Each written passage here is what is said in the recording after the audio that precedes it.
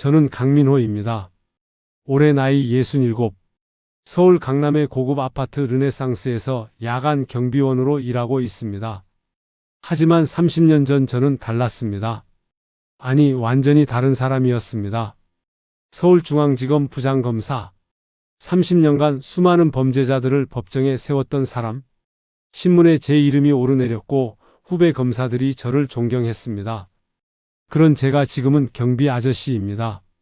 2024년 11월 어느 추운 밤 경비실에 앉아 CCTV 모니터를 보고 있었습니다.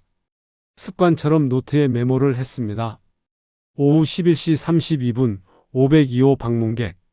남성 40대 추정 정장 차림 서류 가방. 30년 검사 생활의 흔적입니다. 관찰하고 기록하는 것. 몸에 밴 습관이었습니다. 경비 아저씨. 날카로운 목소리가 들렸습니다. 502호 박소희였습니다. 35세 대성그룹 며느리. 이 아파트에서 가장 고압적인 여자였습니다. 네, 무슨 일이십니까? 택배가 왔는데 왜 전화 안 했어요? 죄송합니다. 방금 도착했습니다. 방금? 택배 기사가 30분 전에 왔다던데? 거짓말이었습니다. 택배는 10분 전에 왔습니다. CCTV에 다 찍혀 있었습니다. 확인해 보니 10분 전입니다. 뭐? 나한테 말대꾸해? 소희가 다가왔습니다. 명품 가방을 휘두르듯 들고 있었습니다. 경비 주제에 감히 나한테 대들어? 당신 며칠 일했다고? 2달 됐습니다. 2달? 오늘로 끝이야. 내일부터 나오지 마. 제가 잘못한 게 있습니까? 마음에 안 들면 그게 잘못이야. 여기가 어딘 줄 알아? 강남이야, 강남. 당신 같은 사람은 여기 어울리지 않아. 가슴이 뜨거워졌습니다. 30년 전 같았으면 절대 참지 않았을 모욕이었습니다. 하지만 지금은 참아야 했습니다. 2억의 빚. 일자리를 잃으면 갚을 방법이 없었습니다. 죄송합니다. 고개를 숙였습니다. 쯧쯧, 나이만 먹고 쓸모없는 인간. 이러니까 늙어서 경비나 보지. 소희가 돌아섰습니다.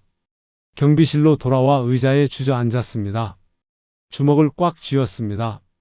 참아라, 민호야. 참아? 책상 서랍을 열었습니다. 낡은 검사 신분증이 들어 있었습니다. 서울중앙지검 부장검사 강민호. 사진 속 제 모습은 당당했습니다. 지금과는 완전히 달랐습니다. 9년 전으로 돌아갑니다. 2015년 저는 부장검사였습니다. 60세? 정년까지 2년 남았습니다. 강 부장님, 이 사건 좀 봐주세요. 후배 검사 황지훈이 서류를 가져왔습니다. 무슨 사건인가? 대한건설 비리 사건입니다. 뇌물이 오간 정황이 있습니다. 서류를 보니 복잡했습니다. 재벌 건설사가 연루된 대형 비리였습니다. 증거가 확실한가? 아직 부족합니다. 하지만 부장님이 파시면? 알았네. 내가 맡겠네. 수사를 시작했습니다. 3개월간 밤낮 없이 파고들었습니다. 그리고 진실을 발견했습니다. 대한건설 부사장이 국회의원에게 100억 원의 뇌물을 줬습니다. 구속영장을 청구하려던 그날 밤, 강 부장님, 잠깐 만날 수 있을까요? 낯선 남자가 사무실을 찾아왔습니다. 누구십니까? 대한건설 법무팀입니다. 부장님께 제안이 있습니다. 제안? 남자가 가방을 열었습니다. 현금 뭉치가 가득했습니다. 10억입니다. 이 사건 덮어주시면 드리겠습니다. 뭐라고? 부장님도 곧 정년이시잖아요. 노후 준비하셔야죠. 저는 남자의 얼굴을 쳐다봤습니다. 지금 검사한테 뇌물을 주겠다는 겁니까?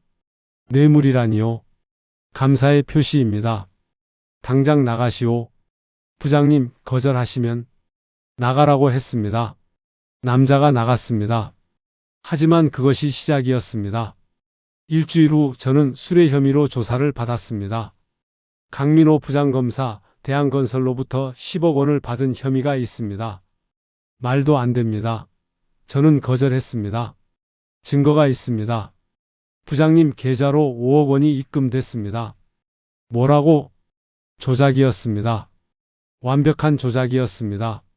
결국 저는 파면당했습니다. 30년 검사 생활이 하루아침에 무너졌습니다. 언론이 떠들었습니다. 고위 검사의 추락, 정의의 수호자가 범죄자로 억울했습니다. 하지만 증거 앞에 할 말이 없었습니다.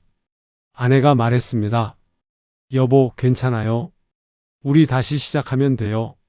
하지만 아내는 그때 이미 암 진단을 받은 상태였습니다. 2016년 아내가 세상을 떠났습니다.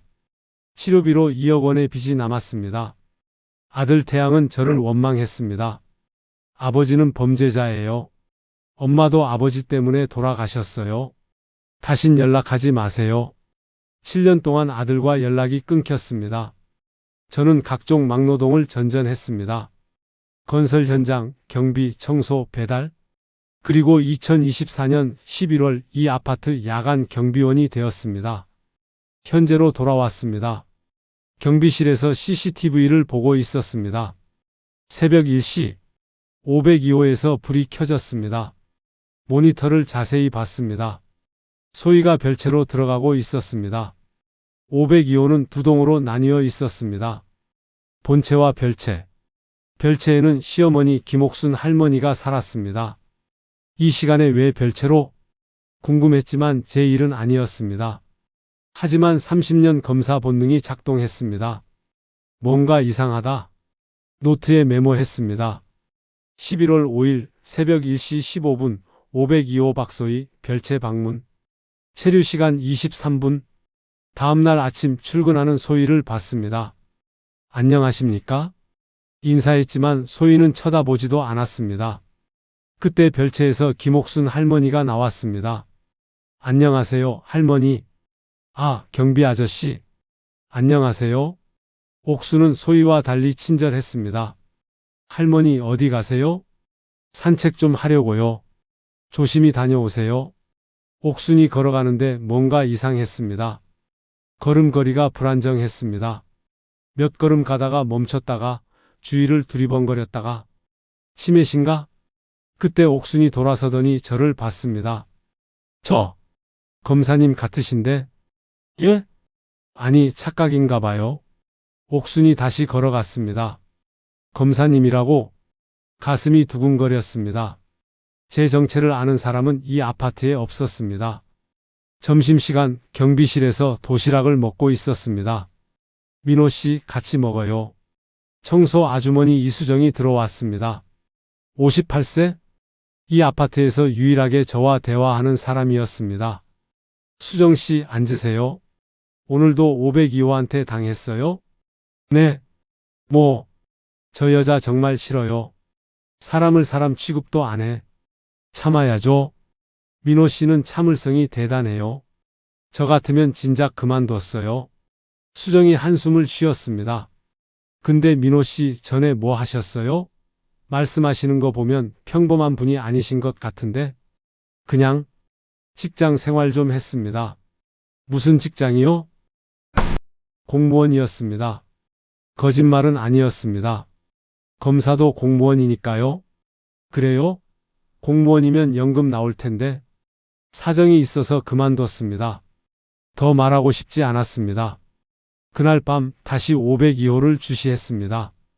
새벽 1시 20분. 어제와 같은 시간에 소희가 별채로 들어갔습니다. 왜 매일 이 시간에? CCTV 영상을 녹화했습니다. 습관이었습니다. 검사 시절부터 모든 걸 기록하는 습관. 소희가 나왔습니다. 손에 서류 봉투를 들고 있었습니다. 저건 뭐지? 확대해서 봤습니다. 서류 봉투에 부동산 등기 글자가 보였습니다. 부동산 등기? 불길한 예감이 들었습니다. 다음날 우편함을 정리하다가 502호 우편물을 봤습니다. 법률사무소에서 온 등기 우편이었습니다. 법률사무소? 보내서는 안 되는 호기심이 발동했습니다. 봉투를 비춰봤습니다. 안에 서류가 보였습니다. 재산 신탁? 김옥순?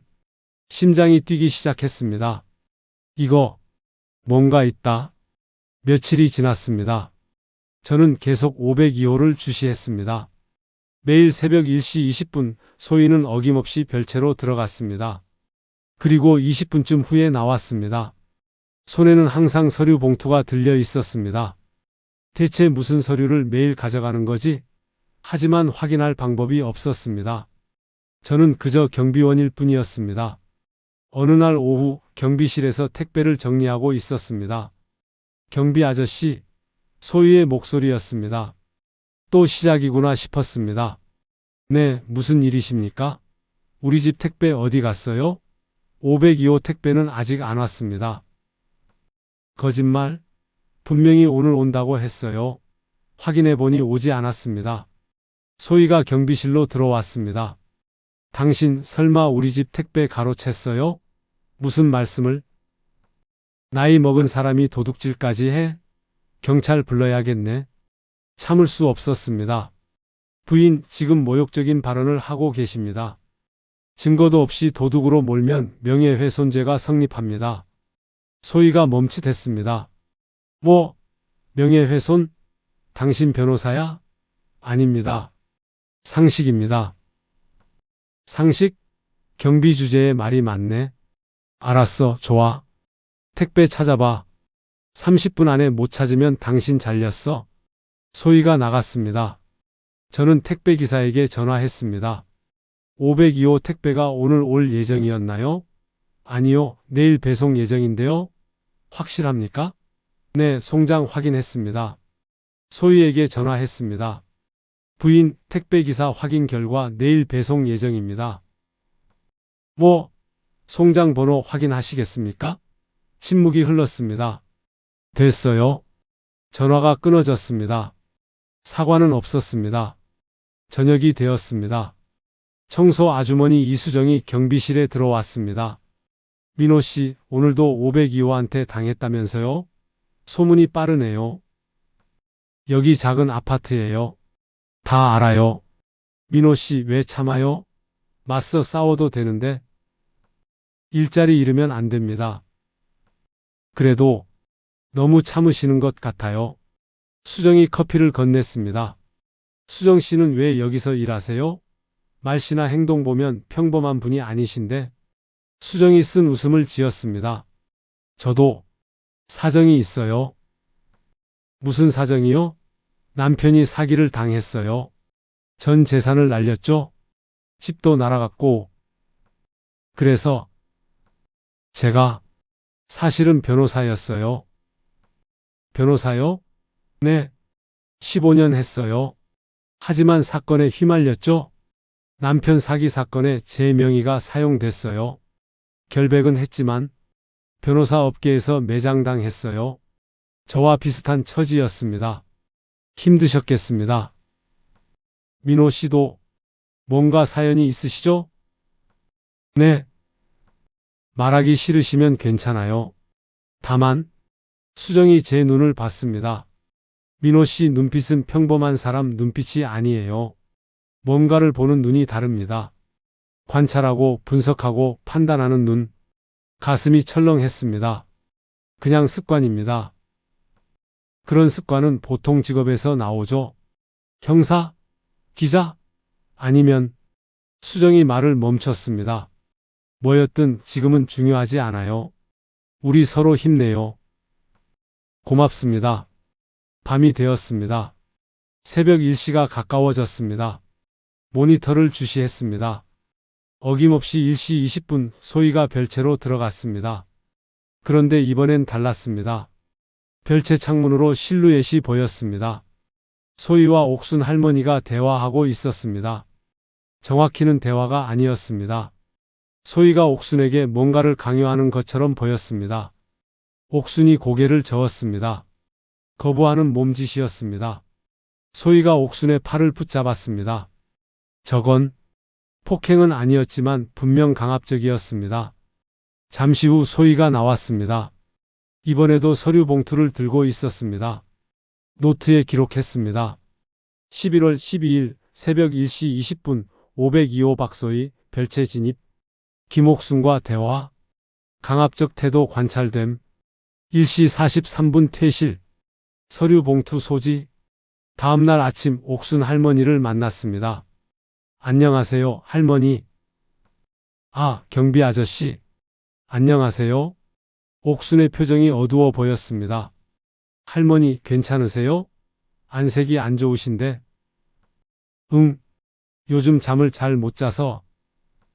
건강 조심하세요. 옥순이 제 손을 잡았습니다. 경비 아저씨, 혹시. 네? 아니에요. 그냥 좋은 분 같아서요. 감사합니다. 옥순이 걸어가다가 돌아서서 말했습니다. 검사님이셨죠? 심장이 멎을 것 같았습니다. 예? 아니, 제가 착각했나 봐요. 치매 기운이 있어서 자꾸 엉뚱한 생각을 해요. 옥순이 사라졌습니다. 검사라는 걸 어떻게 알지? 점심시간 관리사무소에 들렀습니다. 과장님, 502호 김옥순 할머니 정보 좀 알 수 있을까요? 왜요? 건강이 안 좋아 보이셔서요. 아, 옥순 할머니요. 치매 초기 판정 받으셨어요. 작년부터요. 치매요? 네. 며느리 박소희 씨가 요양병원 입원 알아보신다던데. 그렇군요. 사무실을 나왔습니다. 치매. 그래서 강압적으로 서류에 서명을 받는 건가? 의심이 확신으로 바뀌어 갔습니다. 저녁 경비실에서 인터넷 검색을 했습니다. 대성그룹 박재민 회장 기사들이 나왔습니다. 대성그룹 올해 매출 5조 원 돌파? 박재민 회장, 부인 김옥순 여사와 금슬 좋기로 유명사진이 있었습니다. 젊은 시절 박재민 회장과 옥순의 모습? 그래, 이 사람이구나. 그때 기억이 떠올랐습니다. 30년 전 2005년 제가 수사했던 청운건설 횡령 사건, 당시 경쟁 관계였던 회사가 대성건설이었습니다. 그 회사 사장이 박재민이었습니다. 청운건설 측에서 박재민을 횡령 공범으로 몰려고 했었습니다. 하지만 저는 증거를 철저히 조사했고 박재민이 무고하다는 결론을 내렸습니다. 덕분에 박재민은 누명을 벗었고 대성그룹을 키울 수 있었습니다. 그때 그 사람이구나. 기억할까? 아마 기억하지 못할 것입니다. 20년도 더 지난 일이고 저도 많이 늙었으니까요. 그날 밤 또 소희가 별채로 갔습니다. 이번엔 더 오래 있었습니다. 30분이 넘었습니다. 나올 때 옥순도 함께 나왔습니다. 옥순은 비틀거렸습니다. 소희가 부축했지만 그 손길이 친절해 보이지 않았습니다. 약을 먹였나? 다음날 새벽 옥순이 구급차에 실려갔습니다. 무슨 일입니까? 구급대원에게 물었습니다. 수면제 과다 복용이래요. 자살 시도요? 아니요. 실수로 많이 드신 것 같대요. 치매 환자시래요. 구급차가 떠났습니다. 소희가 따라 탔습니다. 걱정하는 표정이었지만 눈빛은 차가웠습니다. 저는 확신했습니다. 이건 사고가 아니야. 계획적이야. 옥순 할머니가 병원에서 돌아왔습니다. 3일 후였습니다. 할머니 괜찮으세요? 응, 이제 괜찮아요. 하지만 표정이 어두웠습니다. 뭔가 두려워하는 것 같았습니다. 할머니 혹시 경비 아저씨? 옥순이 주위를 살폈습니다. 아무도 없었습니다. 도와주세요. 예? 옥순이 제 손에 작은 쪽지를 쥐어줬습니다. 나중에 보세요. 지금은 안 돼요. 그리고 서둘러 별채로 들어갔습니다. 경비실로 돌아와 쪽지를 펼쳤습니다. 며느리가 내 재산을 빼앗으려 합니다. 매일 밤 서류에 서명하라고 합니다. 거부하면 수면제를 먹입니다. 도와주세요. 마이너스 김옥순. 손이 떨렸습니다. 역시 30년 검사 본능이 작동했습니다. 이건 명백한 범죄였습니다. 재산 편취, 강요죄, 상해죄. 하지만 저는 더 이상 검사가 아니었습니다. 그저 경비원일 뿐이었습니다. 어떻게 하지? 경찰에 신고? 하지만 증거가 부족했습니다. 쪽지만으로는 부족했습니다.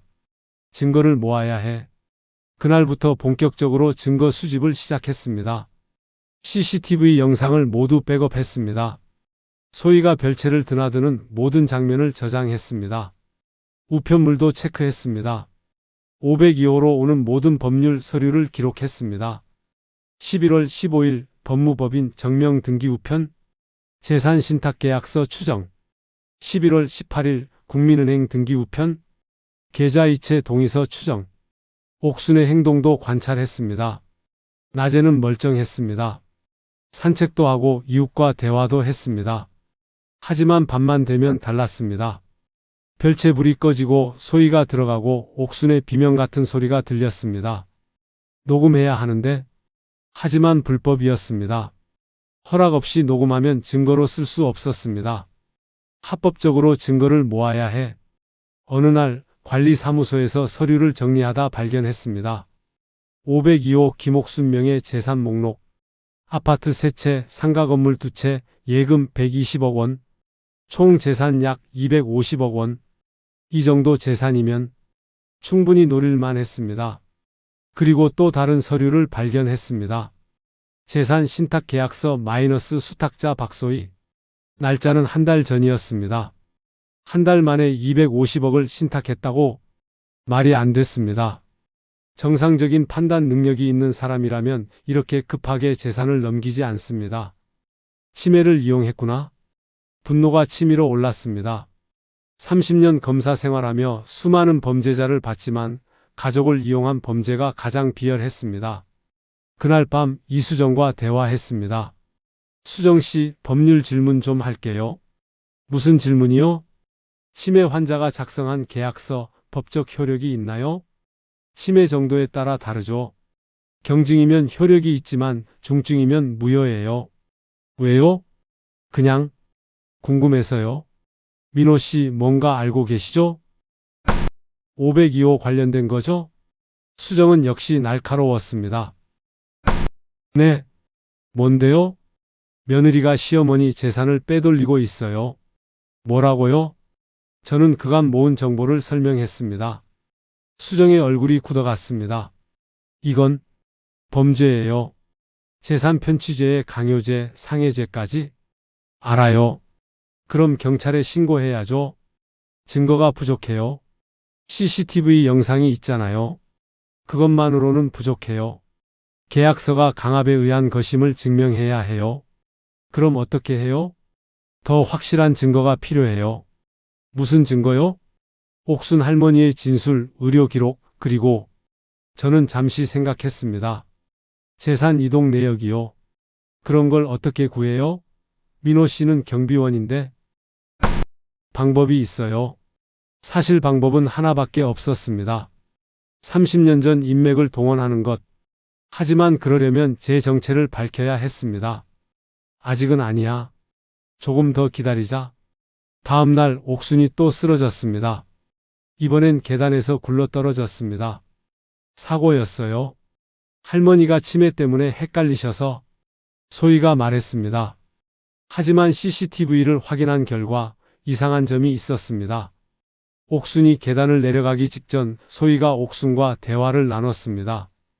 그리고 옥순이 황급히 계단을 내려가다 발을 헛디뎠습니다. 소희가 뭐라고 했길래 옥순이 그렇게 급하게 움직였을까? 립리딩을 시도했습니다. 검사 시절 배운 기술이었습니다. 소희의 입 모양을 보니 경찰이 온대요. 빨리 나가세요. 경찰? 거짓말이었습니다. 그날 경찰은 오지 않았습니다. 옥순을 놀라게 해서 사고를 유도한 것입니다. 이건 살인 미수야. 더 이상 기다릴 수 없었습니다. 그날 밤 저는 오래된 명함을 꺼냈습니다. 서울중앙지검 차장검사 황지훈. 30년 전 제 후배였습니다. 지금은 차장검사까지 올랐습니다. 전화를 걸었습니다. 여보세요? 지훈아, 나야. 누구세요? 강민호야. 침묵이 흘렀습니다. 부장님? 오랜만이다. 부장님? 어떻게? 미안하다. 9년 만에 연락하는 게? 아니에요. 그간 어떻게 지내셨어요? 말하면 길어. 지훈아, 부탁이 있어? 말씀하세요. 사건 하나 수사해 줄 수 있나? 무슨 사건인데요? 저는 502호 상황을 설명했습니다. 황지훈은 조용히 들었습니다.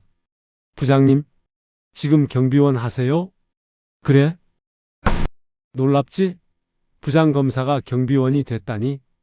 부장님, 그게 아니라 알아? 창피하지. 하지만 지금 그게 중요한 게 아니야. 한 노인이 범죄 피해를 당하고 있어? 알겠습니다. 제가 알아보겠습니다. 고맙다. 부장님? 응? 9년 전 사건. 저는 부장님이 결백하다고 믿었어요. 지금도요. 목이 메었습니다. 고맙다, 지훈아. 전화를 끊고 눈물이 났습니다. 30년 검사 생활 중 가장 자랑스러웠던 것은 청렴이었습니다. 단 한 푼도 받지 않았습니다. 단 한 번도 법을 어기지 않았습니다. 그런 제가 뇌물 수수로 파면당했습니다. 억울했습니다. 하지만 증명할 방법이 없었습니다. 이제 끝이 아니야. 아직 나는 싸울 수 있어. 그날 밤 아들에게 문자를 보냈습니다. 태양아, 아빠다. 7년 만에 연락해서 미안하다. 할 말이 있어? 만나줄 수 있니? 답장은 오지 않았습니다. 일주일 후 황지훈에게 연락이 왔습니다. 부장님, 조사 결과 나왔습니다. 어떻게 됐나? 심각합니다. 김옥순 씨 명의로 지난 2달간 53억 원이 이동했습니다. 53억? 네. 계좌 이체, 부동산 명의 변경, 주식 이전. 모두 박소희 명의나 그녀가 관리하는 법인 계좌로 갔습니다. 증거는 은행 거래 내역, 등기부 등본, 계약서 모두 확보했습니다. 옥순 할머니 의료 기록은 치매 진단은 작년부터였습니다. 하지만 중요한 게 있습니다. 뭔가? 최근 3개월간 수면제 처방이 급증했습니다. 정상 용량의 3배입니다. 누가 처방받았나? 박소희가 대리 처방받았습니다. 할머니가 불면증이 심하다고 했대요. 불면증? 네. 하지만 의료진 소견으로는 그 정도 용량은 불필요하다고 합니다. 고의로 먹인 거구나? 그렇게 봐야 할 것 같습니다. 지훈아, 이 정도면 고소 가능한가?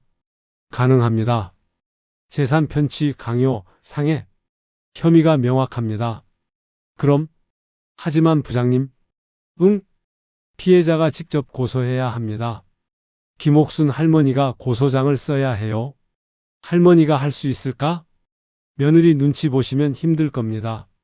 부장님이 설득하셔야 해요. 알았다. 다음 날 옥순을 만났습니다. 할머니, 잠깐 이야기할 수 있을까요? 경비 아저씨, 무슨 일이에요? 할머니 재산 건입니다. 옥순의 얼굴이 굳었습니다. 알고 계셨어요? 네. 며느리가 할머니 재산을 빼돌리고 있습니다. 53억 원이 이동했습니다. 53억. 옥순이 주저앉았습니다. 할머니, 고소하셔야 합니다. 고소? 며느리를? 네. 이건 명백한 범죄입니다. 하지만 가족인데 가족이라고 범죄를 묵과할 순 없습니다. 옥순이 눈물을 흘렸습니다. 경비 아저씨, 사실은 알고 있었어요. 예? 며느리가 제 재산을 노린다는 거. 하지만 손자 생각에 참았어요. 손자요? 제 아들 준혁이는 착한 아이예요. 하지만 아내 말을 못 이겨요. 만약 제가 며느리를 고소하면 아들이 힘들어질 거예요. 하지만 할머니, 이대로 두면 모든 재산을 잃습니다. 괜찮아요? 돈이 뭐 중요해요? 가족이 더 중요하죠? 할머니, 경비 아저씨, 제 마음 알아주세요. 저는 이제 늙었어요. 얼마 안 남았어요. 남은 시간 가족이랑 평화롭게 지내고 싶어요. 가슴이 답답했습니다. 착한 피해자. 검사 시절 가장 힘들었던 케이스였습니다. 피해자 스스로 고소를 포기하는 경우. 할머니, 생각을 다시 하세요. 며느리는 재산만 노리는 게 아닙니다. 무슨 말씀이세요? 할머니를 요양병원에 보내려 합니다. 그것도 정신병동에. 옥순의 얼굴이 하얗게 변했습니다. 정신병동? 네. 제가 들었습니다. 며느리가 병원에 문의했습니다. 아니에요. 그럴 리 없어요. 할머니, 현실을 보세요. 며느리는 할머니를 가족으로 생각하지 않습니다. 그저 돈을 가진 장애물로 볼 뿐입니다. 옥순이 울기 시작했습니다. 어떡하죠? 어떡해요? 고소하세요. 제가 도와드리겠습니다. 하지만 경비 아저씨가 어떻게? 저는 말을 멈췄습니다. 정체를 밝혀야 할까? 저는 법을 압니다. 충분히 도울 수 있습니다. 정말 도와주실 거예요? 네. 옥순이 제 손을 잡았습니다. 고맙습니다. 정말 고맙습니다. 그날 밤 고소장을 작성했습니다. 30년 만에 다시 쓰는 고소장이었습니다. 손이 떨렸지만 머리는 명확했습니다. 고소인 김옥순, 피고소인 박소희, 혐의 사기, 재산 편취, 강요, 상해 고소장을 완성하고 옥순에게 보여줬습니다. 할머니, 여기 서명하시면 됩니다. 옥순이 떨리는 손으로 서명했습니다. 이제 어떻게 되나요? 검찰에서 수사를 시작합니다. 그리고 며느리는 구속될 것입니다. 다음 날 고소장을 황지훈에게 전달했습니다. 부장님, 받았습니다. 바로 수사 들어가겠습니다. 고맙다. 부장님, 한 가지만 여쭤볼게요. 뭔가? 왜 이렇게까지 하세요? 부장님은 이제 검사도 아니신데 힘들지 않으세요? 9년간 떠돌다가 겨우 경비 자리 잡으셨는데 이런 일에 휘말리면. 지훈아? 네. 나는 30년 검사였어. 비록 지금은 경비원이지만 내 안의 정의는 죽지 않았어. 부장님, 범죄를 보고 못 본 척할 수 없어. 그게 나야. 황지훈이 침묵했습니다. 알겠습니다. 끝까지 도와드리겠습니다. 사흘 후 사건이 터졌습니다. 아파트에 경찰이 들이닥쳤습니다. 박소희 씨죠? 사기 및 재산 편취 혐의로 체포합니다. 무슨 소리예요? 수사에 협조해 주시기 바랍니다.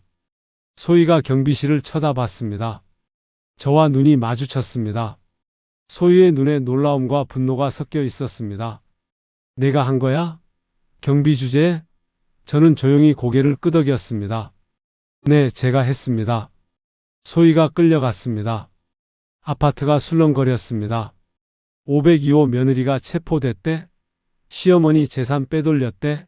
세상에, 그런 며느리가 있어? 그날 저녁 옥순이 경비실로 왔습니다. 경비 아저씨, 정말 고맙습니다. 당연한 일 했습니다. 아니에요. 아저씨가 아니었으면 저는 모든 걸 잃었을 거예요. 이제 안심하세요. 옥순이 제 손을 잡았습니다. 아저씨, 검사셨죠? 심장이 멎었습니다. 예? 처음 봤을 때부터 알았어요. 눈빛이 달랐어요. 경비원 눈빛이 아니었어요. 할머니, 30년 전 우리 남편을 도와주신 분이시죠? 강민호 검사님. 온몸에 전율이 흘렀습니다. 기억하십니까? 네. 그때 정말 감사했어요. 남편이 누명 쓸 뻔했는데 검사님이 구해 주셨어요. 눈물이 났습니다. 할머니, 저는 이제 알아요. 힘든 일 겪으신 거. 하지만 검사님은 여전히 정의로우세요. 감사합니다. 그날 밤 아들에게서 전화가 왔습니다. 아버지, 7년 만에 듣는 아들 목소리였습니다. 태양아. 아버지, 기사 봤어요? 502호 사건. 응. 아버지가 하신 거예요? 그래? 침묵이 흘렀습니다. 아버지, 미안해요. 뭐가? 7년 동안 아버지를 범죄자로 생각했어요. 원망했어요. 미안해요. 괜찮아? 아니에요. 안 괜찮아요. 아버지는 여전히 정의로운 분이셨는데 저는. 태양이 울었습니다. 태양아, 울지 마. 아빠는 괜찮아?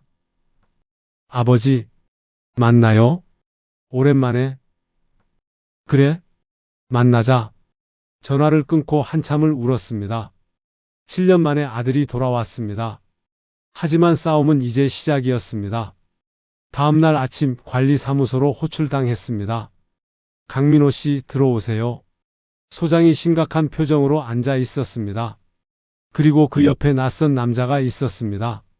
정장 차림 50대, 날카로운 눈빛. 소개하겠습니다. 법무법인 정상의 대표 변호사 최인석 변호사님입니다. 변호사가 명함을 건넸습니다. 처음 뵙겠습니다. 강민호 씨. 무슨 일로 오셨습니까? 박소희 씨의 변호를 맡았습니다. 그렇군요. 강민호 씨 502호 사건에 대해 알아볼 게 있어서 왔습니다. 저는 증인이 아닙니다. 하지만 고소를 도왔죠. 김옥순 할머니를 설득했고 고소장도 함께 작성했다고 들었습니다. 그게 문제입니까? 문제죠. 경비원이 주제넘게 법률 업무에 간섭했습니다. 주제넘게 30년 검사에게 던질 수 있는 최고의 모욕이었습니다.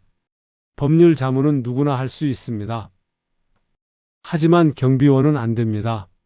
당신은 자격이 없어요. 자격? 네. 그리고 더 중요한 게 있습니다. 최 변호사가 서류를 꺼냈습니다. 2015년 당신은 검사 시절 술의 혐의로 파면됐죠? 심장이 철렁했습니다. 어떻게? 우리는 조사했습니다. 강민호 전직 서울중앙지검 부장검사 10억 원 뇌물 수수로 파면? 그건 누명입니다. 법원 판결이 나왔습니다. 파면 처분이 확정됐어요. 하지만 강민호 씨, 당신은 전과자예요. 범죄자가 범죄 수사에 개입했습니다. 이게 얼마나 웃긴 상황인지 아세요? 얼굴이 화끈거렸습니다. 소장이 끼어들었습니다. 변호사님, 그건 너무 하신 거 아닙니까? 사실을 말했을 뿐입니다. 소장님, 이 사람을 해고하세요. 예? 이런 사람이 고급 아파트 경비를 한다? 주민들이 알면 난리 날 겁니다. 전과자가 우리 집을 지킨다고요? 변호사님, 오늘 당장 해고하세요. 안 그러면 우리가 법적 조치 취하겠습니다. 최 변호사가 나갔습니다. 소장이 난처한 표정으로 말했습니다. 강 씨, 미안합니다. 알고 있습니다. 오늘까지만 일하세요. 내일부터는. 알겠습니다. 경비실로 돌아왔습니다. 멍하니 앉아 있었습니다.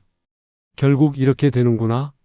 30년 검사, 9년 떠돌이, 그리고 이제 경비도 못하는 인생. 문이 열렸습니다. 이수정이었습니다. 민호 씨, 들었어요? 해고됐다고? 네. 왜요? 민호 씨가 뭘 잘못했어요? 제 과거 때문입니다. 과거? 저는 모든 것을 이야기했습니다. 30년 검사 생활, 누명, 파면, 아내의 죽음, 아들과의 단절. 수정이 조용히 들었습니다. 민호 씨, 힘드셨겠어요? 괜찮습니다. 익숙해요? 아니에요. 안 괜찮아요?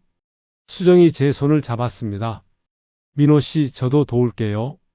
제가 비록 변호사 일은 못하지만 뭐든 도울게요. 고맙습니다. 그날 저녁 옥순이 경비실로 왔습니다. 검사님, 들었어요? 해고되신다고. 괜찮습니다, 할머니. 제 때문에? 제 때문이에요. 아닙니다. 할머니 잘못이 아닙니다. 옥순이 눈물을 흘렸습니다. 검사님, 우리 남편한테 말씀드리고요. 남편이 도와드릴 거예요. 할머니 괜찮습니다. 아니에요. 남편이 대성그룹 회장이에요. 힘이 있어요. 하지만 제발요. 검사님 도와드리게 해주세요. 저는 고개를 저었습니다. 할머니, 저는 도움받기 위해 이 일을 한 게 아닙니다. 알아요. 하지만 그리고 이제 끝난 게 아닙니다. 이제 시작입니다. 예? 법정이 남았습니다. 며느리는 아직 재판을 받지 않았어요. 그럼 제가 증인으로 서겠습니다. 법정에서 옥순의 눈이 커졌습니다. 검사님이 증인으로? 네. 제가 봤던 것, 기록했던 것 모두 증언하겠습니다. 하지만 위험해요. 상대 변호사가 알고 있습니다. 하지만 두렵지 않습니다. 사실 두려웠습니다. 30년 검사 경력, 모든 명예, 모든 것을 잃었습니다. 이제 남은 것은 자존심뿐이었습니다. 하지만 그 자존심마저 지키지 못하면 저는 진짜 아무것도 아닌 사람이 됩니다. 법정에서 보자. 최인석. 그날 밤 황지훈에게 전화했습니다. 지훈아, 해고됐어? 들었습니다. 부장님. 괜찮아? 오히려 잘 됐어? 예? 이제 시간이 많아졌잖아. 재판 준비에 집중할 수 있어? 부장님, 정말 증인으로 서실 겁니까? 당연하지. 하지만 상대 변호사가 부장님 과거를 들춰낼 겁니다. 파면 이야기, 전과자 이야기. 알아? 그래도 하시겠어요? 지훈아, 나는 30년 검사였어. 법정이 내 집이야. 거기서 내 결백을 증명하겠어? 부장님. 그리고 지훈아. 네. 9년 전 내 사건 다시 조사해 줄 수 있나? 예? 다시요? 응. 누가 나를 함정에 빠뜨렸는지 밝히고 싶어. 알겠습니다. 해보겠습니다. 전화를 끊고 오래된 상자를 꺼냈습니다. 9년 전 자료들이 들어 있었습니다. 대한건설 비리 사건 자료, 계좌 이체 기록, 증인 진술. 누군가 나를 함정에 빠뜨렸어? 그리고 그 사람은? 자료를 보다가 한 이름이 눈에 들어왔습니다. 법무법인 정상 마이너스 대표 변호사 최인석 심장이 뛰었습니다. 최인석. 9년 전에도 대한건설 변호를 맡았던 사람. 퍼즐이 맞춰지기 시작했습니다. 9년 전 제가 대한건설을 수사할 때 변호사가 최인석이었습니다. 그리고 지금 박소희 변호도 최인석이 맡았습니다. 우연일까? 아니면 더 파고들었습니다. 인터넷 검색, 신문 기사, 법원 판례. 그리고 발견했습니다. 최인석은 재벌 전문 변호사였습니다. 그리고 그의 고객 중에 대성그룹이 있었습니다. 그렇구나. 대성그룹 박재민 회장, 그의 며느리 박소희, 그리고 변호사 최인석 모두 연결되어 있었습니다. 이거 단순한 사건이 아니야. 다음날 아침 이수정에게 전화했습니다. 수정 씨, 부탁이 있어요. 뭔데요? 최인석 변호사 조사 좀 해주세요. 과거 사건들 의뢰인 목록. 알겠어요. 근데 왜요? 뭔가 이상해요. 9년 전 제 사건에도 이 사람이 연루되어 있어요. 정말요? 네. 확인해 보고 싶어요. 알겠어요. 제가 알아볼게요. 전화를 끊고 밖으로 나갔습니다. 마지막 출근이었습니다. 경비복을 벗고 사복으로 갈아입었습니다. 이제 경비원이 아니야. 다시 검사다. 아니, 검사는 아니지만 마음만큼은 검사였습니다. 오후 아들 태양이 찾아왔습니다. 아버지, 7년 만에 보는 아들이었습니다. 많이 컸습니다. 태양아. 아버지, 정말 미안해요. 태양이 울었습니다. 저도 눈물이 났습니다. 괜찮아? 괜찮아? 아버지, 제가 알아봤어요. 9년 전 사건. 응? 이상해요. 증거가 너무 완벽했어요. 조작된 것 같아요. 너도 그렇게 생각하니? 네. 그리고 제가 변호사니까 도와드릴게요. 고맙다, 아들. 아버지, 이번엔 제가 아버지 변호할게요. 태양이 제 손을 잡았습니다. 법정에서 만나요, 아버지. 그날 밤 박소희가 보석으로 풀려났습니다. 50억 원 보석금을 내고 나왔습니다. 그리고 다음날 협박이 시작되었습니다. 문 앞에 편지가 놓여 있었습니다. 강민호, 증인으로 서지 마라. 안 그러면 내 아들이 위험하다. 손이 떨렸습니다. 아들을? 즉시 태양에게 전화했습니다. 태양아, 괜찮니? 네, 왜요? 조심해라. 위험할 수 있어. 무슨 일인데요? 설명은 나중에. 일단 조심해. 전화를 끊고 황지훈에게 연락했습니다. 지훈아, 협박받았어? 알고 있습니다. 제 쪽에도 압력이 들어왔어요. 누구한테서? 위에서요. 이 사건 덮으라고. 뭐라고? 대성그룹이 움직이고 있습니다. 며느리를 지키려고. 그럼 수사가 계속합니다. 저는 압력에 굴복하지 않아요. 부장님이 가르쳐 주신 대로요. 고맙다, 지훈아. 부장님 조심하세요. 상대가 만만치 않아요. 알고 있어? 전화를 끊고 창밖을 봤습니다. 어둠이 깔렸습니다. 하지만 두렵지 않았습니다. 오히려 좋아. 숨은 적이 모습을 드러내고 있어. 싸움은 이제 본격적으로 시작되었습니다. 협박이 계속되었습니다. 둘째 날 집 앞에 화환이 놓여 있었습니다. 장례식 화환이었습니다. 강민호. 셋째 날 차에 페인트가 뿌려져 있었습니다. 전과자 꺼져. 넷째 날 집 초인종이 밤새 울렸습니다. 하지만 저는 신고하지 않았습니다. 오히려 모든 것을 사진으로 찍어 기록했습니다. 증거야. 모두 증거가 될 거야. 일주일 후 이수정이 중요한 정보를 가져왔습니다. 민호 씨 찾았어요. 뭘요? 최인석 변호사 의뢰인 명단이요. 그리고 수정이 서류를 펼쳤습니다. 9년 전 민호 씨를 파면시킨 대한건설 사건, 최인석이 핵심 역할을 했어요. 어떻게요? 그가 조작된 계좌 이체 증거를 만들었어요. 그리고 증인까지 매수했고요. 증거가 있나요? 여기요. 수정이 통장 사본을 보여줬습니다. 이 계좌 민호 씨 명의죠? 네. 이게 9년 전에 10억이 입금됐다는 그 계좌. 근데 이것 보세요. 개설 날짜가 이상해요. 자세히 봤습니다. 2015년 9월 15일. 이건 민호 씨가 수사를 시작하기 한 달 전이에요. 누군가 미리 만들어 둔 거예요. 심장이 뛰기 시작했습니다. 누가 만들었죠? 대리인이 만들었어요. 그리고 그 대리인의 법률 대리인이 최인석. 정확해요. 이거 결정적 증거예요. 그리고 더 있어요. 수정이 또 다른 서류를 꺼냈습니다. 당시 증인으로 나왔던 은행원 기억나세요? 네. 제가 10억을 입금받는 걸 봤다고 증언했죠? 그 은행원 증언 한 달 후에 퇴직했어요. 그리고 5억을 받았어요. 누구한테요? 법무법인 정상의 비자금 계좌에서요. 최인석이 증인을 매수했다는 거네요. 네. 그리고 이 증거들 모두 법원에 제출할 수 있어요. 수정 씨, 정말 대단하세요. 저도 변호사였잖아요. 이 정도는 할 수 있어요. 그날 저녁 황지훈과 만났습니다. 한적한 카페였습니다. 부장님, 이거 보세요. 수정이 찾은 증거들을 보여줬습니다.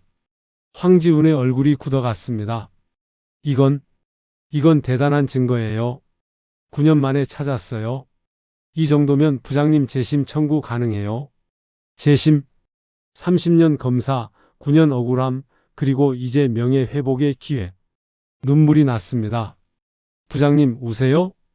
응. 너무 오래 기다렸어? 알아요. 제가 즉시 재심 청구하겠습니다. 고맙다, 지훈아. 그리고 부장님. 응? 박소희 재판 날짜 나왔어요. 다음 주 수요일입니다. 알겠어? 부장님이 증인으로 서시면 최인석이 공격할 거예요. 알아? 과거 전부 들춰낼 겁니다. 파면, 전과자, 모든 것. 괜찮아? 오히려 잘 됐어? 예? 법정에서 내 결백도 증명할 거야. 그리고 최인석의 범죄도 폭로할 거야. 황지훈이 미소 지었습니다. 역시 부장님이세요. 지훈아, 너는 내가 자랑스러워. 부장님, 30년 가르친 보람이 있어. 아들 태양도 합류했습니다. 아버지, 태양아, 늦었구나. 죄송해요. 법원 서류 준비하느라. 태양이 가방에서 서류 뭉치를 꺼냈습니다. 재심 청구서 준비했어요. 내일 제출할게요. 고맙다, 아들. 그리고 아버지 증인 신문 준비도 했어요. 태양이 노트북을 펼쳤습니다. 최인석 변호사가 물어볼 질문들 예상해 봤어요. 어떤 거? 당신은 전과자 아닙니까? 검사 시절 뇌물 받지 않았습니까? 왜 경비원이 법률 업무를 했습니까? 답변 준비했어? 어떻게 답하실 건데요? 사실대로, 솔직하게. 하지만, 태양아, 거짓말하면 들켜. 진실만이 나를 지켜줘. 태양이 고개를 끄덕였습니다. 알겠어요, 아버지. 사흘 동안 재판 준비를 했습니다. 증인 진술 연습, 증거 자료 정리, 예상 질문 답변 준비. 마치 30년 전으로 돌아간 것 같았습니다. 재판 준비하던 그때로. 하지만 이번엔 달랐습니다. 이번엔 제가 증인이었습니다. 검사가 아니라. 재판 전날 밤 잠이 오지 않았습니다. 옥순 할머니에게 전화가 왔습니다. 검사님, 내일이네요. 네, 할머니. 떨리세요? 조금요. 검사님, 제가 응원할게요. 법정에 꼭 갈게요. 고맙습니다. 그리고 검사님. 네? 검사님은 이미 이기셨어요. 예? 정의를 지키는 사람은 이미 승리한 거예요. 전화를 끊고 창밖을 봤습니다. 달이 밝았습니다. 옷장에서 정장을 꺼냈습니다. 9년 만에 입는 정장이었습니다. 거울을 봤습니다. 67세 강민호. 주름진 얼굴, 흰 머리. 하지만 눈빛만큼은 30년 전 그대로였습니다. 내일 법정에서 보자. 재판 당일 서울중앙지방법원. 30년간 수없이 왔던 곳이었습니다. 하지만 오늘은 달랐습니다. 이번엔 제가 증인석에 서는 날이었습니다. 법정 앞에 많은 사람들이 모여 있었습니다. 옥순 할머니, 이수정, 아들 태양, 황지훈 검사, 그리고 언론도 와 있었습니다. 전직 부장검사, 경비원 신분으로 증인 출석, 9년 만에 법정 복귀. 카메라 플래시가 터졌습니다. 강민호 씨, 한 말씀 해주세요. 오늘 증언하실 건가요? 9년 전 파면 사건은 어떻게 생각하세요? 질문이 쏟아졌지만 대답하지 않았습니다. 법정 안으로 들어갔습니다. 피고인석에 박소희가 앉아 있었습니다. 저를 보더니 냉소를 지었습니다. 경비 주제에 감히 법정까지 왔어? 저는 조용히 앉았습니다. 변호인석에 최인석이 앉았습니다. 저를 보더니 비웃었습니다. 오늘 내 인생 끝장난다. 재판장이 입장했습니다. 모두 일어나시기 바랍니다. 재판이 시작되었습니다. 피고인 박소희, 사기 및 재산 편취, 강요, 상해 혐의로 기소됨. 검사 모두 진술하십시오. 황지훈이 일어났습니다. 피고인 박소희는 2023년 10월부터 2024년 11월까지 약 1년간 시어머니 김옥순의 치매를 이용하여 재산 53억 원을 편취했습니다. 증거는 은행 거래 내역, 부동산 등기부 등본, 계약서, 그리고 목격자 증언이 있습니다. 목격자는 강민호 씨입니다. 증인 강민호, 앞으로 나오십시오. 심장이 뛰었습니다. 일어나서 증인석으로 걸어갔습니다. 30년간 이 자리에서 수많은 증인을 신문했습니다. 하지만 이번엔 제가 신문받는 입장이었습니다. 선서하십시오. 양심에 따라 숨김없이 사실 그대로 말할 것을 맹세합니다. 증인은 르네상스 아파트 경비원이죠? 과거에 그랬습니다. 피고인을 알고 있습니까? 네. 502호 거주자입니다. 피고인이 시어머니 김옥순에게 어떤 행동을 했는지 증언해 주십시오. 저는 천천히 말했습니다. 2024년 11월 5일부터 매일 새벽 1시 20분 피고인은 별채로 들어갔습니다. 김옥순 할머니와 대화했고 서류에 강제로 서명받았습니다. 어떻게 아십니까? CCTV로 목격했습니다. 그리고 기록했습니다. 저는 노트를 꺼냈습니다. 이것이 제가 90일간 기록한 관찰 일지입니다. 재판장이 노트를 받아봤습니다. 매우 상세하군요. 시간, 날짜, 행동 모두 기록되어 있습니다. 네, 습관입니다. 그때 최인석이 일어났습니다. 재판장님, 반대 신문하겠습니다. 허가합니다. 최인석이 저에게 다가왔습니다.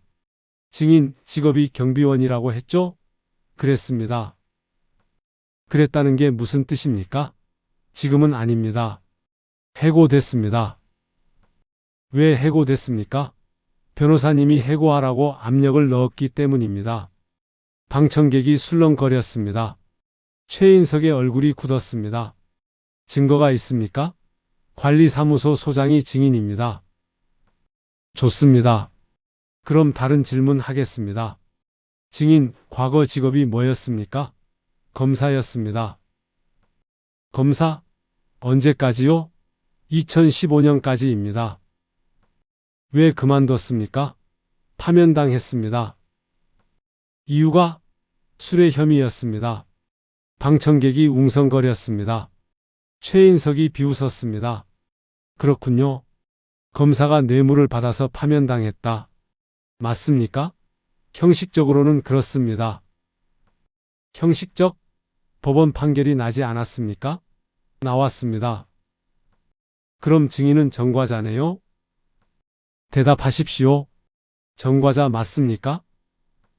네. 재판장님, 최인석이 큰 소리로 말했습니다. 이 증인은 범죄자입니다. 검사 시절 뇌물 10억을 받고 파면당한 전과자입니다. 이런 사람의 증언을 믿을 수 있습니까? 방청객이 술렁거렸습니다. 황지훈이 일어났습니다. 재판장님, 이의 있습니다. 말씀하십시오. 강민호 증인의 과거는 이 사건과 무관합니다. 관련 있습니다. 최인석이 소리쳤습니다. 증인의 신뢰성이 문제입니다. 전과자의 증언을 어떻게 믿습니까? 재판장이 말했습니다. 증인, 9년 전 사건에 대해 할 말 있습니까? 저는 천천히 일어났습니다. 네, 있습니다. 모든 시선이 저에게 집중되었습니다. 저는 결백합니다.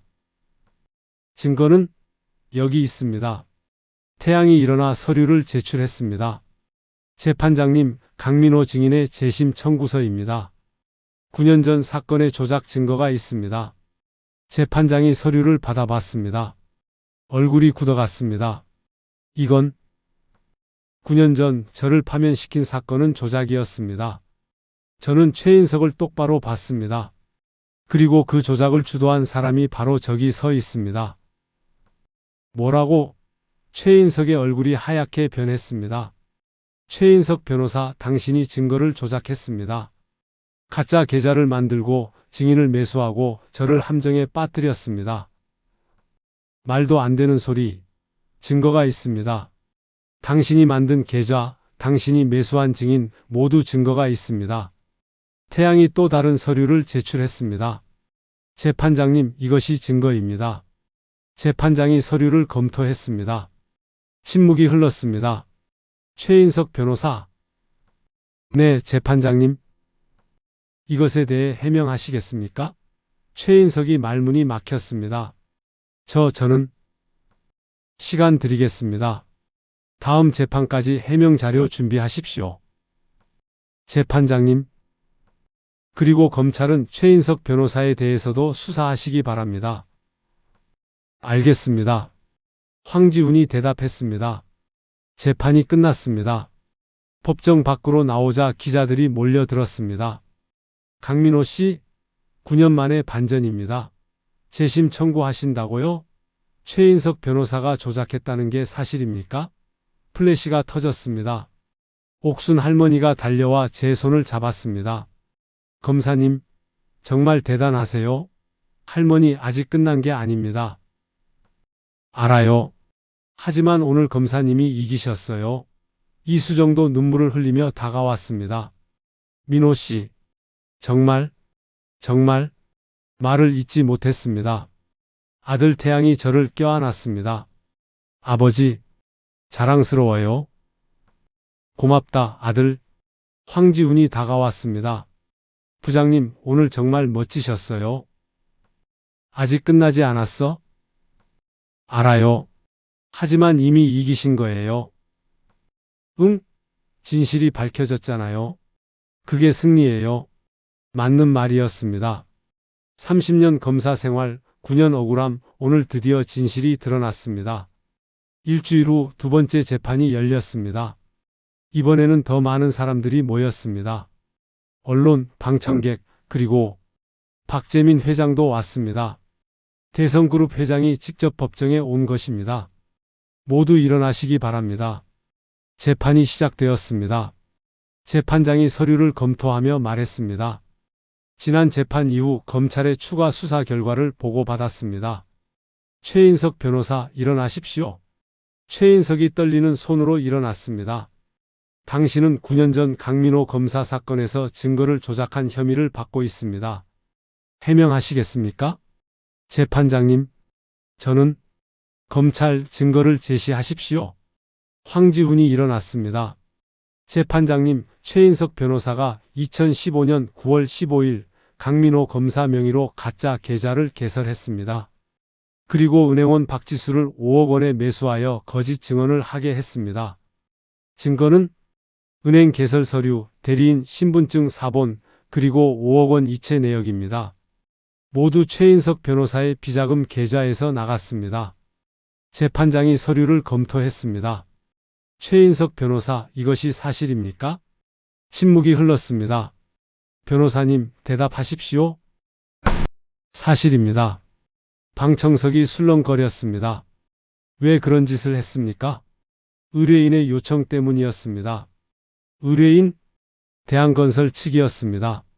강민호 검사가 비리 수사를 진행하고 있었습니다. 그를 막아야 했습니다. 그래서 무고한 검사를 범죄자로 만들었단 말입니까? 죄송합니다. 재판장이 망치를 쳤습니다. 최인석 변호사는 증거 조작, 위증 교사, 무고 혐의로 즉시 구속합니다. 법정 경위 집행하십시오. 재판장님, 기회를 주십시오. 변명의 여지가 없습니다.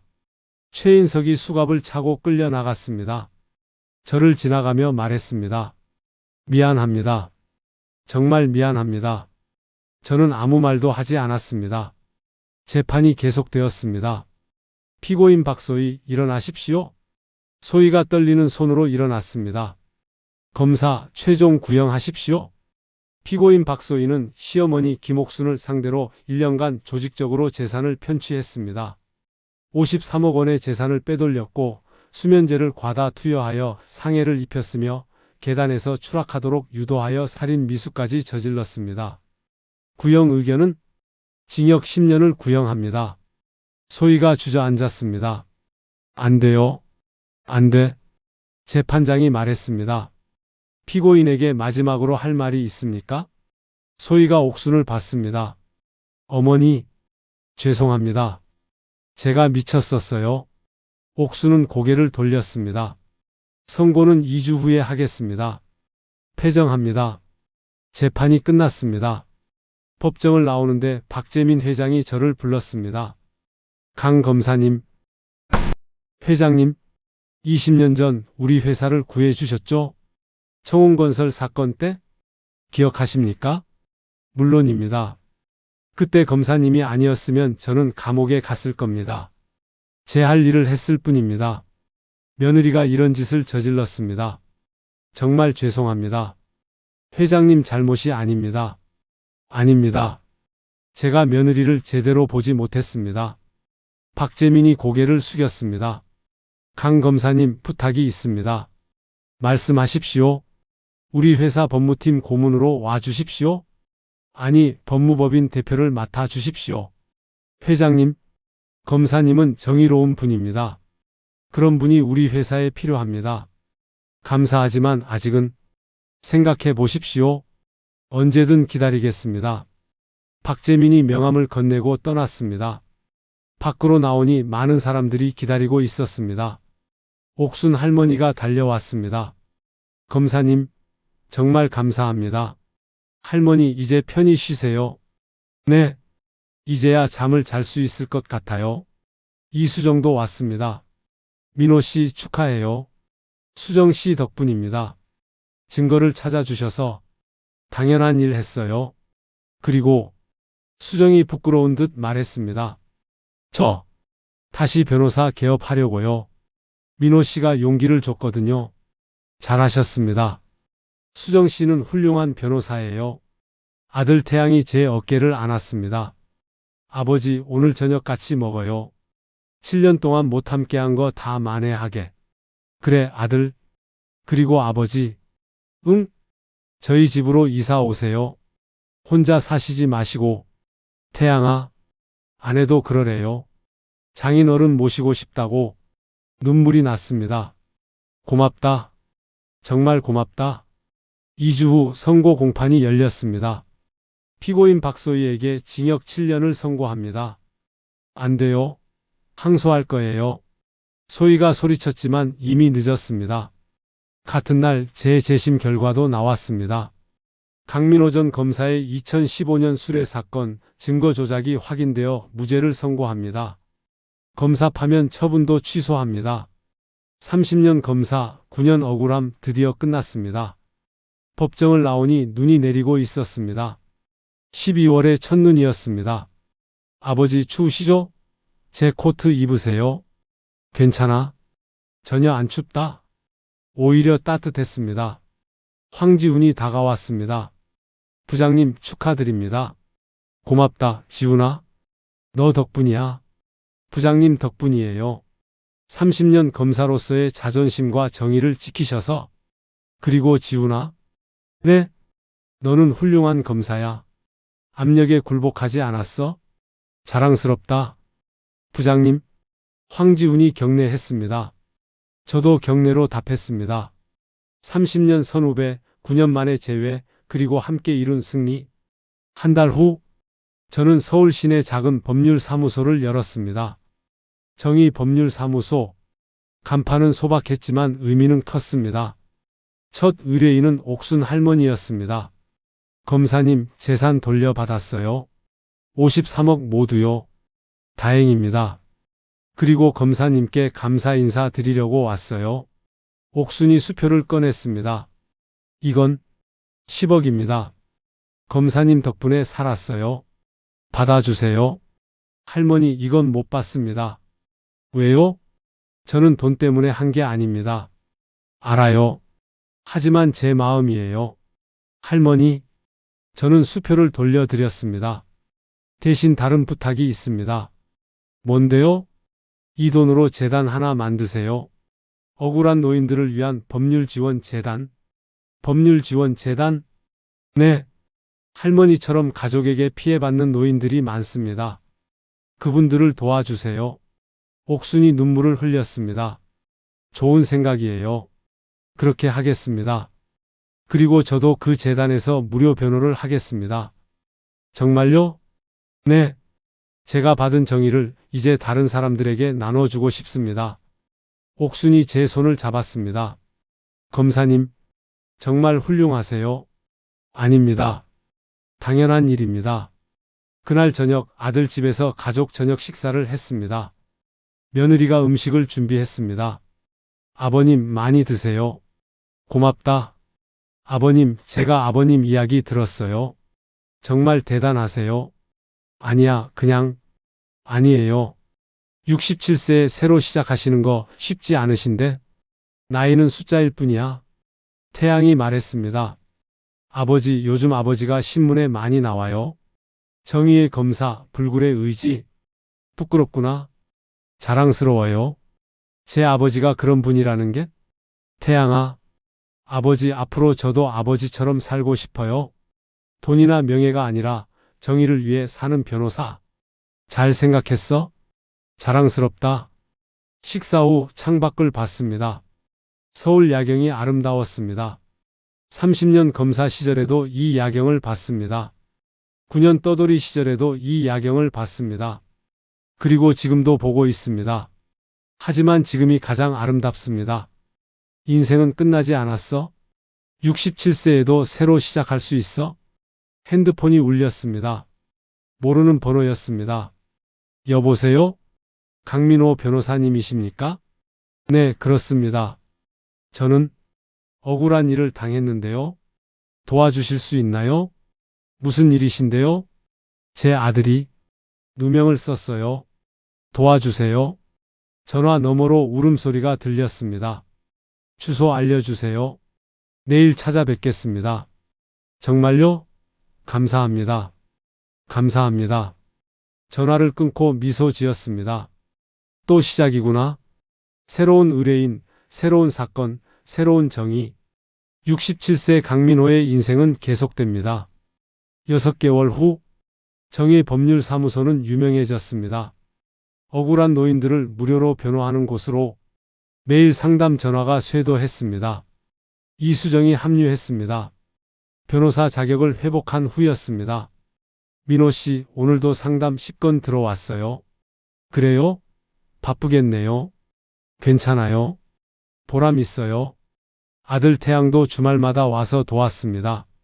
아버지, 이번 주 재판 3건이에요. 고맙다, 아들.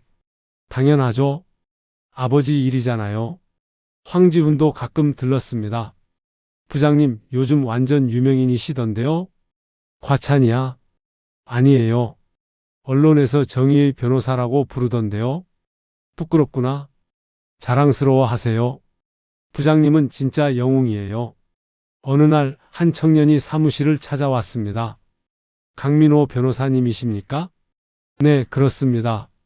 저는 박준혁입니다. 박준혁? 박소희의 남편입니다. 심장이 뛰었습니다. 무슨 일로 오셨습니까? 사과하러 왔습니다. 준혁이 깊이 고개를 숙였습니다. 제 아내가 정말 죄송합니다. 고개 드십시오. 어머니를 그렇게 대한 것도 변호사님을 괴롭힌 것도 모두 제 불찰입니다. 당신 잘못이 아닙니다. 아닙니다. 제가 아내를 제대로 보지 못했습니다. 준혁이 눈물을 흘렸습니다. 변호사님, 용서해 주십시오. 이미 용서했습니다. 정말 감사합니다. 준혁이 봉투를 꺼냈습니다. 이건 변호사 비용입니다. 어머니가 드리라고 하셨습니다. 필요 없습니다. 하지만 대신 이렇게 하시죠. 그 돈으로 어머니를 잘 모시세요. 효도하세요. 준혁이 고개를 끄덕였습니다. 알겠습니다. 꼭 그렇게 하겠습니다. 준혁이 떠난 후 창밖을 봤습니다. 거리에 사람들이 바쁘게 오가고 있었습니다. 그 속에 억울한 사람들이 있을 것입니다. 도움이 필요한 사람들이 있을 것입니다. 내가 도와야지. 67세? 많은 사람들은 은퇴할 나이라고 합니다. 하지만 저는 지금 가장 바쁩니다. 가장 의미 있는 일을 하고 있습니다. 30년 검사 시절보다 더 보람 있습니다. 왜냐하면 지금은 진짜 제 의지로 하는 일이니까요. 누구의 눈치도 보지 않고 누구의 압력도 받지 않고 오직 정의를 위해 그날 밤 일기를 썼습니다. 오늘도 3명을 도왔다. 모두 억울한 사연이었다. 하지만 법은 그들의 편이었다. 정의는 늦었지만 왔다. 내일도 또 다른 사람을 도울 것이다. 67세 나의 인생은 이제 시작이다. 일기를 덮고 잠자리에 들었습니다. 내일도 바쁜 하루가 기다리고 있었습니다. 하지만 두렵지 않았습니다. 오히려 설렜습니다. 내일은 또 어떤 정의를 실현할까? 창밖으로 달빛이 들어왔습니다. 고요하고 평화로운 밤이었습니다. 30년 검사, 9년 고난, 그리고 지금 제 인생에서 가장 행복한 순간이었습니다. 1년 후 정의법률사무소는 더 커졌습니다. 변호사 5명, 직원 10명, 매달 100건 이상의 무료 상담을 진행했습니다. 옥순 할머니가 만든 정의재단도 잘 운영되고 있었습니다. 전국의 억울한 노인들을 돕고 있었습니다. 어느 날 SBS에서 다큐멘터리 촬영을 요청했습니다. 68세 변호사의 두 번째 인생. 촬영 첫날 인터뷰를 했습니다. 변호사님, 67세에 다시 시작하신 소감이 어떠신가요? 늦지 않았다는 걸 알았습니다. 무엇이 늦지 않았나요? 도전, 정의, 인생. 모든 것이요. 많은 노인분들이 이제 늦었다고 생각하시는데요. 나이는 숫자일 뿐입니다. 중요한 건 의지입니다. 앞으로의 계획은 더 많은 사람을 돕고 싶습니다. 죽는 날까지. 다큐멘터리는 큰 반향을 일으켰습니다. 시청률 15%. 많은 노인들이 용기를 얻었습니다. 나도 할 수 있다. 나이는 핑계였다. 다시 시작하겠다. 전국에서 편지가 쇄도했습니다. 저는 모든 편지에 답장했습니다. 늦지 않았습니다. 지금 시작하세요. 어느 날 대통령 표창을 받았습니다. 법률복지 유공자 마이너스 강민호. 청와대 시상식에 갔습니다. 대통령이 손을 내밀었습니다. 강민호 변호사님 존경합니다. 과찬이십니다. 67세에 다시 시작하신 용기, 대한민국 모든 노인들의 희망입니다. 감사합니다. 앞으로도 계속 좋은 일 하십시오. 그렇게 하겠습니다. 시상식 후 기자회견이 있었습니다. 변호사님, 마지막으로 하고 싶은 말씀 있으신가요? 저는 카메라를 봤습니다. 전국의 시청자들이 보고 있었습니다. 여러분, 목소리가 떨렸습니다. 나이 들었다고 포기하지 마십시오. 인생은 끝나지 않았습니다. 박수가 터졌습니다. 저는 67세의 경비원이 되었습니다. 모욕당하고 괴롭힘 받았습니다. 하지만 포기하지 않았습니다. 그리고 지금 저는 행복합니다. 의미 있는 일을 하고 있습니다. 여러분도 할 수 있습니다. 나이는 숫자일 뿐입니다. 꿈을 꾸십시오. 도전하십시오. 끝까지 싸우십시오. 정의는 늦어도 반드시 옵니다. 눈물이 흘러내렸습니다. 하지만 행복한 눈물이었습니다. 그날 밤 아들과 함께 저녁을 먹었습니다. 아버지, 오늘 정말 멋지셨어요. 고맙다. 아버지는 제 영웅이에요. 태양아, 너도 훌륭한 변호사야. 아버지처럼 되고 싶어요. 넌 이미 훌륭해. 집으로 돌아와 거울을 봤습니다. 68세 강민호. 주름은 더 깊어졌습니다. 머리는 더 하얘졌습니다. 하지만 눈빛은 더 밝아졌습니다. 이제야 진짜 내가 된 것 같아. 30년 검사 시절 저는 시스템의 일부였습니다. 9년 떠돌이 시절 저는 희생자였습니다. 하지만 지금 저는 온전한 나입니다. 자유롭고 정의롭고 행복한 나? 창밖으로 별이 보였습니다. 아름다운 밤이었습니다. 내일도 좋은 하루가 되겠지? 그리고 내일이 왔습니다. 또 다른 의뢰인이 찾아왔습니다. 변호사님, 도와주세요. 무슨 일이신지 말씀해 보세요. 새로운 이야기가 시작되었습니다. 68세 강민호의 모험은 계속됩니다.